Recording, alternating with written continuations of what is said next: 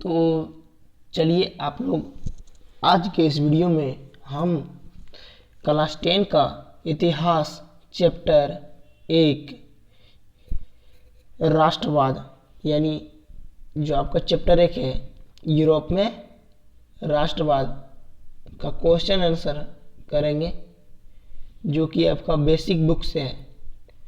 तो सबसे पहले देखिए अति लघुत्तरीय प्रश्न को। अति लघुत्तरीय प्रश्न में बोला जा रहा है कि 20 शब्दों में उत्तर दें। ये सभी क्वेश्चन आपके एग्जाम में आने की बहुत सा संभावना रहता है। तो चलिए इस वीडियो को स्टार्ट करते हैं। देखिए यहाँ पर सबसे पहला क्वेश्चन आपका कि राष्ट्रवाद क्या है। राष्ट्रवाद क्या है? तो राष्ट्रवाद देखिए होता है सबसे पहले एक महत्वपूर्ण, जो आपका महत्वपूर्ण मतलब इम्पोर्टेंट क्वेश्चन जो इसका है आंसर, कि अपने राष्ट्र के प्रति सोच या लगाव की भावना को राष्ट्रवाद कहते हैं। ठीक है, क्या कहते हैं? अपने राष्ट्र के प्रति सोच या लगाव की भावना को राष्ट्रवाद कहते हैं। लेकिन आपका ये जो है 20 शब्दों में उत्तर देना है, तो इसको थोड़ा सा लॉन्ग करना है। ठीक है, तो इसका उत्तर होगा राष्ट्रवाद यह एक ऐसी भावना है, यानी जो राष्ट्रवाद है वह ऐसी भावना है जो किसी विशेष भौगोलिक, सांस्कृतिक या सामाजिक परिवेश में रहने वाले लोगों में एकता की भावना का वाहक बनता है। ठीक है, तो ये क्या है आपका राष्ट्रवाद? क्या है? तो राष्ट्रवाद एक ऐसी भावना है जो किसी विशेष भौगोलिक, सांस्कृतिक या सामाजिक परिवेश में रहने वाले लोगों में एकता की भावना बनता है। ठीक है, चलिए नेक्स्ट क्वेश्चन की ओर बढ़ते हैं। मेजिनी कौन था? मेजिनी कौन था? मेजिनी का जो सबसे पहले जान लीजिए कि मेजिनी का योगदान जो है इटली के एकीकरण में बहुत इम्पोर्टेंट था। ठीक है, इन्हीं के कारण इटली के एकीकरण हो पाया। और बहुत सारे राष्ट्रवादी थे जिसमें गैरिबाल्डी, काउंट कावर भी थे। सबसे पहले मेजिनी के बारे में जान लेते हैं। तो मेजिनी जो है दार्शनिक, लेखक, राजनेता और गणतंत्र विचारों का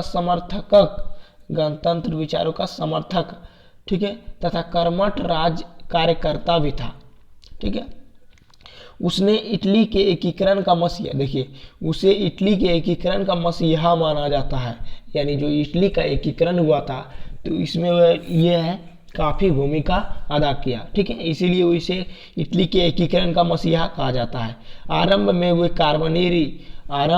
वह कार्बोनरी का सदस्य बना। ठीक है, इटली के देखिए ये जो आपका मेजिनी है कार्बोनरी का सदस्य बना और वह अपने गणतंत्र विचारों के प्रचार के लिए उसने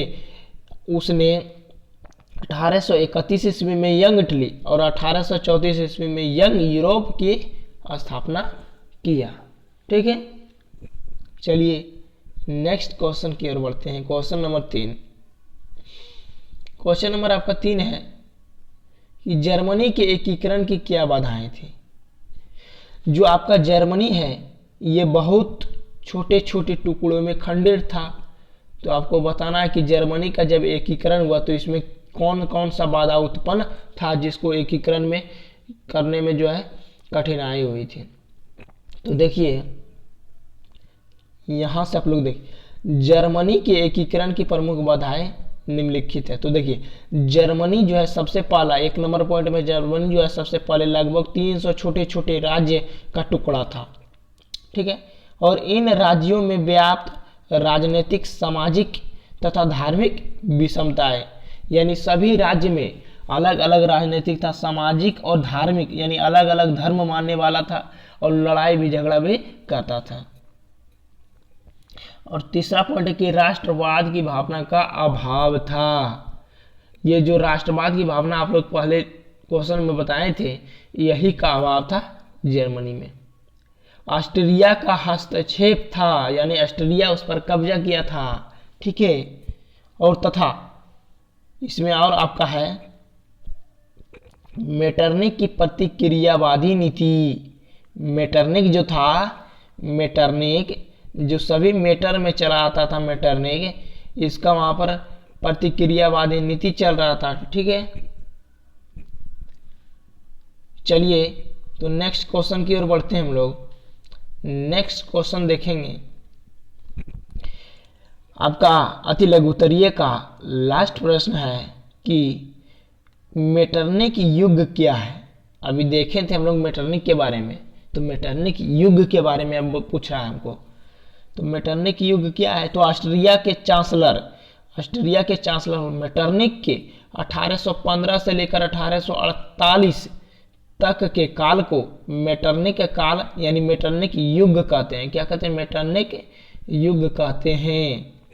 ठीक है, वह घोर प्रतिक्रियावादी और क्रांति के संदेशों का कट्टर विरोधी तथा पुरातन व्यवस्था बनाए रखने का समर्थक था। ठीक है, तो आप लोग का यहीं पर रहने देते हैं क्योंकि यह अति लघु उत्तरीय प्रश्न था और आगे के वीडियो में हम लोग कवर करेंगे लघु उत्तरीय प्रश्न।